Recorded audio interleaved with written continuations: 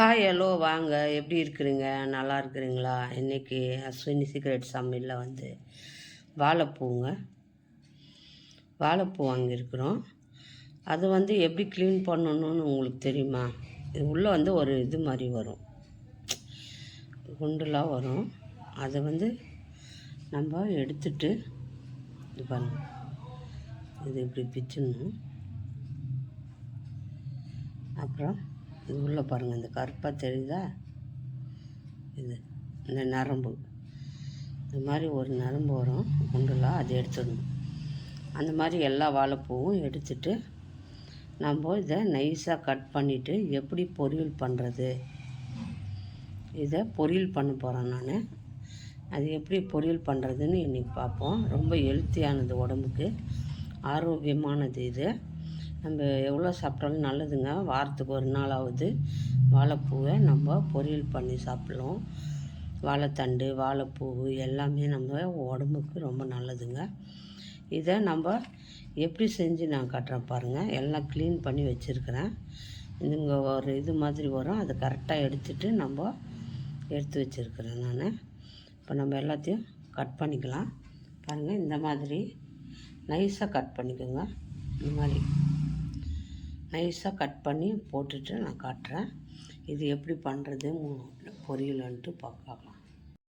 பாருங்கள், இந்த மாதிரி நைஸாக பொடி பொடியாக கட் பண்ணிக்கோங்க வாழைப்பூவை. வாழைப்பூ நல்லா பொடியாக நைஸாக கட் பண்ணிடணும். கட் பண்ணியாச்சு. பாருங்கள், இவ்வளோ தான் இருக்குது. இதை இப்போது வெங்காயம் கட் பண்ணிக்கிறேன். கட் பண்ணிவிட்டு பொரியல் பண்ணுவோம். ரொம்ப நல்லது. பாருங்கள், இந்த மாதிரி நைஸாக பொடியாக கட் பண்ணிக்கலாம். இப்போ வெங்காயம் கட் பண்ணிக்கலாம். 2-3 வெங்காயத்தை நல்லா பொடியாக நறுக்கிக்கணும். வெங்காயத்தை நல்லா நறுக்கி வச்சுக்கலாம். கடாய் வச்சுக்கோங்க. கடாய் வச்சுன்னு கடாய் காஞ்சிச்சு. இப்போ எண்ணெய் ஊற்றிக்கலாம். கொஞ்சம் எண்ணெய் ஊற்றிக்கோங்க.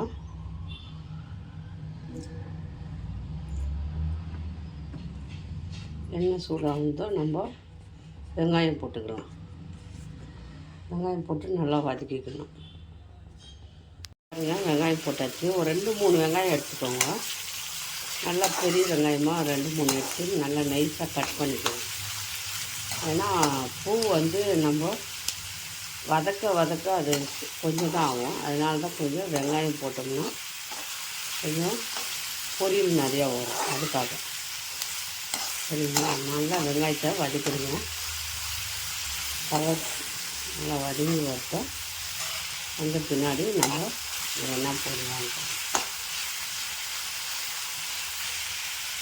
பாருங்கள். வெங்காயம் நல்லா வதங்கிடுச்சு.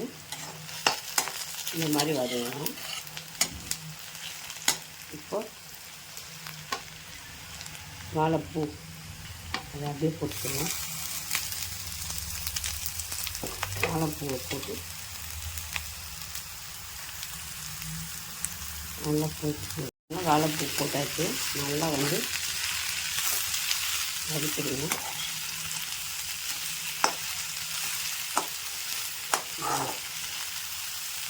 நல்லா உப்பெல்லாம் போடாதீங்க. நல்லா வதங்கி வெந்து வரணும்.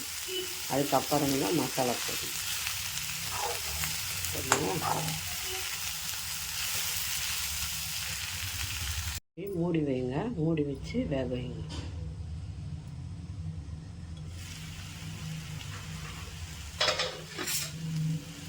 மூடி வச்சுட்டு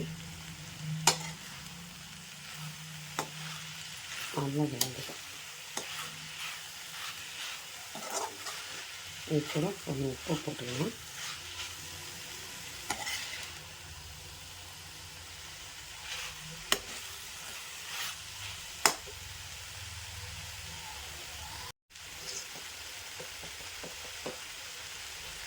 போட்டு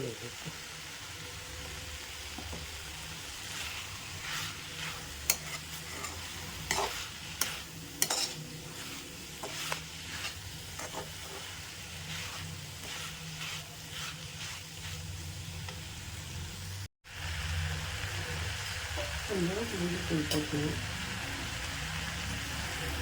மஞ்சள் கொஞ்சம், காரப்பொடி கொஞ்சம்,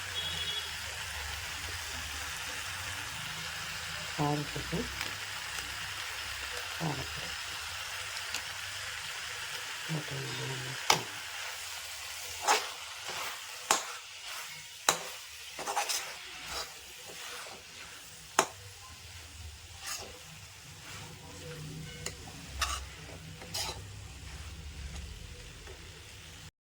பாருங்கள், நல்லா வதக்கிடுங்க.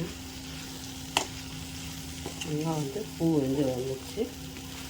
இப்போ நம்ம முட்டையை நான் முட்டை உடச்சி வச்சுக்கிறேன்.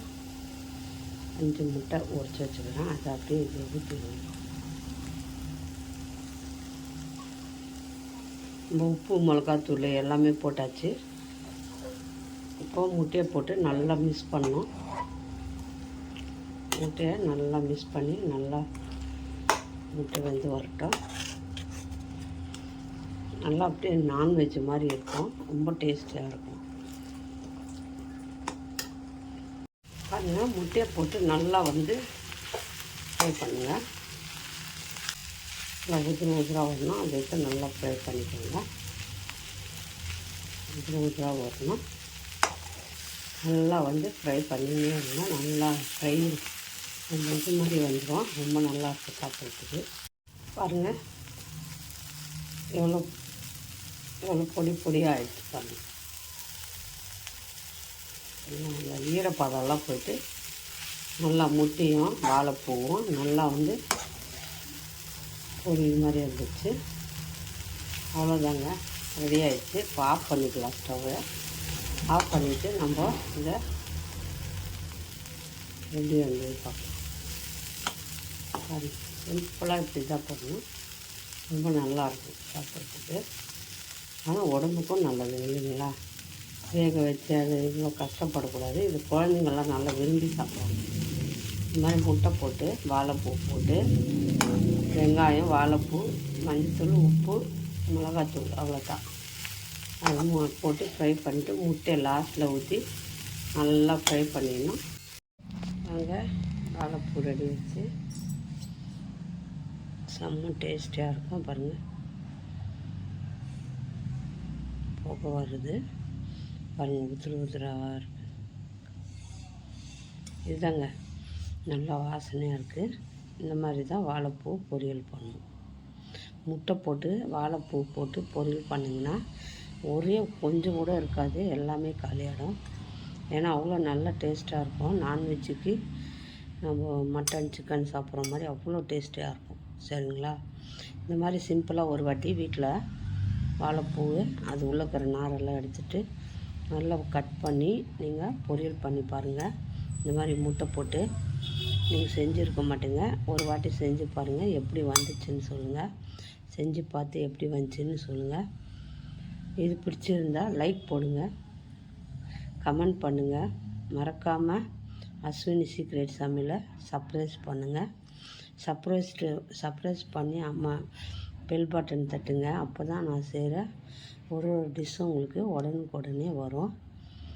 இது பிடிக்காதவங்க யாருமே இருக்க மாட்டாங்க. ரொம்ப விரும்பி சாப்பிடுவாங்க. கண்டிப்பாக வீட்டில் செஞ்சு பாருங்கள். ரொம்ப நல்லா வந்திருக்கு பாருங்கள். சூப்பராக இருக்குது. கண்டிப்பாக செஞ்சு பாருங்கள்.